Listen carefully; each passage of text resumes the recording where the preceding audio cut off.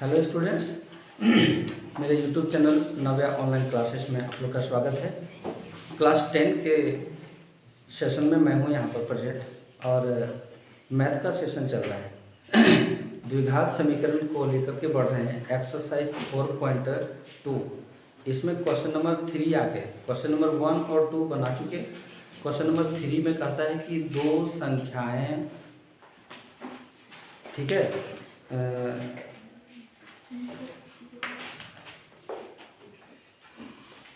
दो संख्याएं जिसका योग 27 है और उसका गुणनफल 182 है। तो ठीक ये वही उसी की जैसा बनेगा जो जॉन और जीवंती वाला जो क्वेश्चन हल किए थे ना, कि दोनों मिला करके 27 कंचे थे, ठीक 45 कंचे थे नहीं, और एक के पास x कंचे तो दूसरे के पास 45 में से हम x घटा दिए थे ना। उसी प्रकार का ये भी क्वेश्चन है कि दो संख्या जिसका योग दिया हुआ है 27, योग 27 दिया हुआ है और गुणनफल 182, तो संख्या ज्ञात करें। तो उसी प्रकार हम मानेंगे एकदम ठीक हूबहू उदाहरण 1 वाला ये क्वेश्चन के जैसा है। क्वेश्चन नंबर 3, माना एक संख्या x,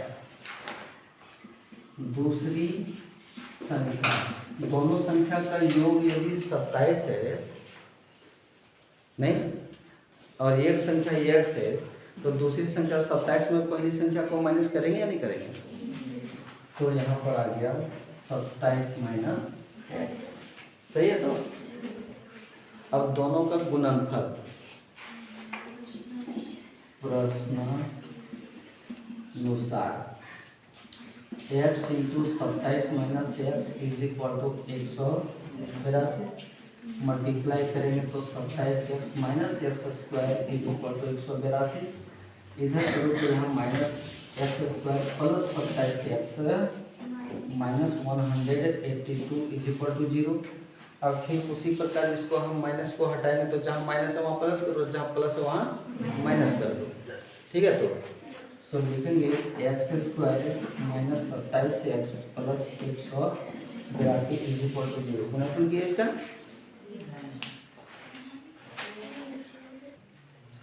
आगे गुणनफल, ठीक है, -13 और -14 करेंगे क्योंकि हमको -27 लाना है ना। तो -13 और -14 को हम जोड़ेंगे ना तो -27 आया कि नहीं आया, और फिर उसको मल्टीप्लाई करेंगे तो 182 आएगा कि नहीं आएगा? सो आ गया हमारा। गुणनखंड से ही चल रहे हैं।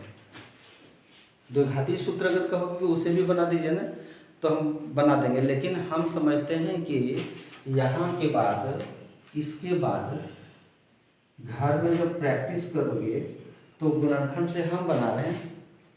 और अगर तुम्हारे पास पेज हो, समय हो, पेन में इंक हो, तो इसको द्विघाती सूत्र से जरूर बना के दिखना, ठीक है। इधर उधर का काम से अगर निपट जाओ, ठीक है, तब क्योंकि हमको पढ़ना जरूरी नहीं है, जरूरी है तो हम पहले इसको द्विघाती सूत्र से हल करके देख लेंगे।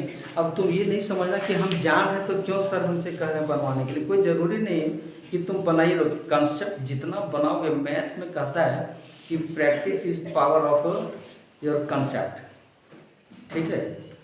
Practice is power of your concept कहता है कि तुम्हारा कंसेप्ट तभी क्लियर हो सकेगा, बेहतर हो सकेगा जब तुम अंधाधुंध प्रैक्टिस करोगे। मैथ में बनाए हुए क्वेश्चन को जो तुम खूब बढ़िया जान रहे हो ना, बनाने लगोगे ना तो लगोगे काहे नहीं बना रहे हैं, अगला क्वेश्चन बनाते हैं जिसमें दिमाग लगेगा। वैसा हमारा नहीं है। हमारा सिद्धांत है कि जो बन रहा है ना उसको भी तुम बनाइए दो, फिर से बना दो नहीं। तो वही चीज़ कह रहे हैं कि इसको द्विघात के सूत्र के द्वारा जितने भी क्वेश्चन को बाद में हल कर रहे हैं, द्विघाती सूत्र से जरूर हल करना चाहिए घर में जा करके। यहाँ के बाद रूट चेंज होता है, हम गुणनखंड की ओर जा रहे हैं, तुम द्विघात की ओर जाना। गुणनखंड में आ गया x square minus 13x minus 14x plus 182 is equal to 0। So x common ले लेंगे, x माइनस 13 माइनस 14 और फिर x minus 13 is equal to 0। क्या कोई हम गलती कर रहे हैं? तो x माइनस 13 और फिर x minus 14 is equal to 0। सही है ना? x minus 13 is equal to 0 और x minus 14 is equal to 0। तो x इज इक्वल टू 13 और 14। ठीक है। फिर यहाँ पर दो बात आई है, यदि एक संख्या 13 है तो दूसरी संख्या कितनी, और यदि एक संख्या 14 है तो दूसरी संख्या कितनी, क्योंकि दोनों धनात्मक पूर्णांक में है तो दोनों का मान हो सकता है कि नहीं हो सकता है। तो लिखेंगे यदि एक संख्या इज इक्वल टू 13 तो दूसरी संख्या इज इक्वल टू 27 माइनस 13 से क्या बचेगा 14। ठीक है। यदि एक संख्या को हम 14 ही मान लें तो दूसरी संख्या 27 माइनस एक्स यानी 27 माइनस 14 इज इक्वल टू 13। दोनों बात लागू हो सकती है। अब दो संख्या जो 14 और 13 प्राप्त हुआ, क्या उसका गुणनफल 182 आएगा कि नहीं आएगा? 13 चौके 52 के 2 बाकी 5, 13 का 13 और 5 18 आया ना? साथ ही तो चेक हो जाए, बस एकदम तुरंत चेक हो जा रहे हैं, इसलिए तुम लोग बेहतरीन तरीके से इसको बनाओगे।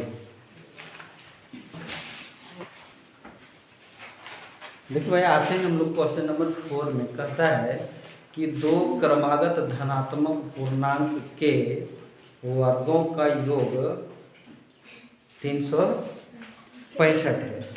दो क्रमागत धनात्मक पूर्णांक के वर्गों का योग 365 है। कहना मतलब कि धनात्मक पूर्णांक क्या है और क्रमागत धनात्मक पूर्णांक हम किसको कहेंगे। क्रमागत माने जो क्रम से आ रहा है, क्रम से आ रहा है। मान लो कि 45 से शुरू करेंगे तो उसका क्रमागत हो जाएगा 45, 46, 47, 48 नहीं। और अगर हम 110 से शुरू करेंगे तो क्रमागत धनात्मक पूर्णांक क्या हो जाएगा 110, 111, 112, 113। क्रमागत वही कहा। तो क्रमागत धनात्मक पूर्णांक को माना कैसे जाता है। बात करें कि यदि 27 हम बोल रहे हैं तो क्रमागत धनात्मक पूर्णांक 28, 29, 30 इस तरीके से बढ़ता जाएगा ना। फिर ये 27 तो अपने जगह पर सही है, 28 जो आया वो यहाँ से अगर शुरू करेंगे तो 27 प्लस 1 बनेगा, इसको शुरू करेंगे तो 27 प्लस 2 बनेगा नहीं। क्रमागत धनात्मक पूर्णांक वही कराया ना, और इसी तरह माना जाएगा। तो क्रमागत धनात्मक पूर्णांक को मानने के लिए लिखेंगे माना प्रथम पूर्णांक इज इक्वल टू एक्स, दूसरा पूर्णांक is equal to x plus 1। 27 plus 1 किए तो एक्स प्लस 1 होगा कि नहीं होगा। ठीक। प्रश्नानुसार दोनों के वर्गों का योग, तो पहला पूर्णांक x है तो x का वर्ग, और दूसरा पूर्णांक x प्लस 1 है तो इसका वर्ग 365। मल्टीप्लाई करेंगे तो योग करेंगे, योग मल्टीप्लाई नहीं। तो कहता है कि दो लगातार धनात्मक पूर्णांक के वर्गों का योग 365 है। जैसा क्वेश्चन में बोला गया ना वैसा हम यहाँ लिख दिए। सही है। अब कहता है ये एक्स स्क्वायर, इसको a प्लस बी के होल स्क्वायर में तोड़ेंगे नहीं। तो a square plus 2ab plus B square सही है माइनस 365 जीरो कर दो तो हो जाएगा यहाँ 2x प्लस 2x माइनस 364। हाँ स्क्वायर रहेगा। अब इसको हम 2 से कॉमन लेकर के 2 से रिड्यूस कर देते हैं तो एक्स स्क्वायर प्लस एक्स और इस 2 से करेंगे तो 2 8 10 2 4 182 आया। अब इसका गुणनखंड करना है। पिछली बार जो देखे थे ना वो x square -13x plus 14x -182। हमको यहाँ +1 लाना है ना, तब 14 में 13 जगह तब आएगा x -13, ठीक है, प्लस यहाँ 14 करेंगे, फिर x माइनस यहाँ 13 करेंगे तो 0 होगा, फिर x -13 और x प्लस 14 = 0, सही है। तो क्या हो जाएगा कि x -13 = 0 और x प्लस 14 = 0, तो x = 13 और -14। यहाँ -14 आया। हमको बोला गया प्रश्न में कि दो क्रमागत धनात्मक पूर्णांक,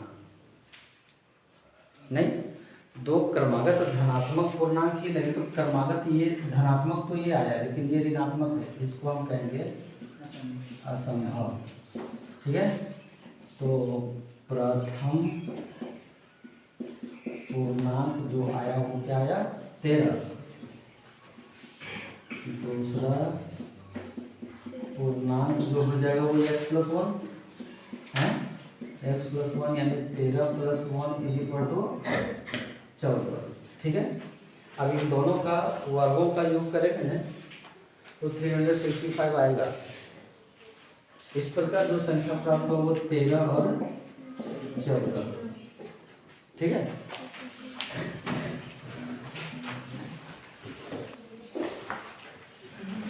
देखते हैं हम लोग आगे क्वेश्चन नंबर 5, क्वेश्चन नंबर 5 में कहता है कि एक समकोण त्रिभुज है, ठीक है, एक समकोण त्रिभुज की ऊंचाई आधार से 7 कम है, ऊंचाई आधार से 7 कम है।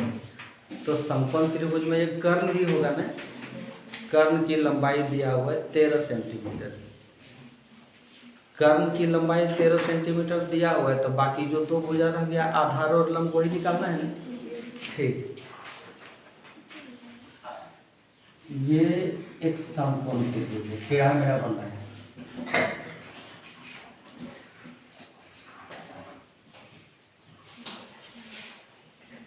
इस प्रकार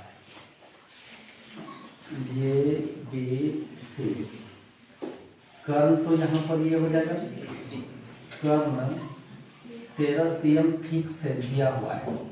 इन्हीं दोनों में कहता है कि ये लंब है और ये आधार है, तो लंब जो है वो आधार से 7 कम है, नहीं, यदि आधार हम x सेंटीमीटर कहें तो लंब हो जाएगा x - 7 सेंटीमीटर, तीनों भुजा निकल गया ना।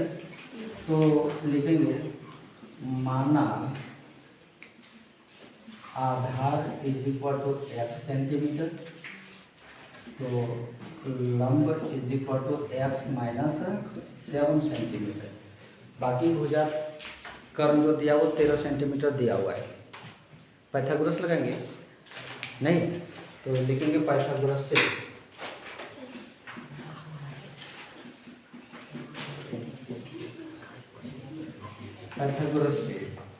क्या कि लंब का स्क्वायर प्लस आधार का स्क्वायर = कर्ण का स्क्वायर। हम लोग ज्योमेट्री में भी देख चुके थे इसको, प्रमेय 7.8 में 6.8 में, ठीक है।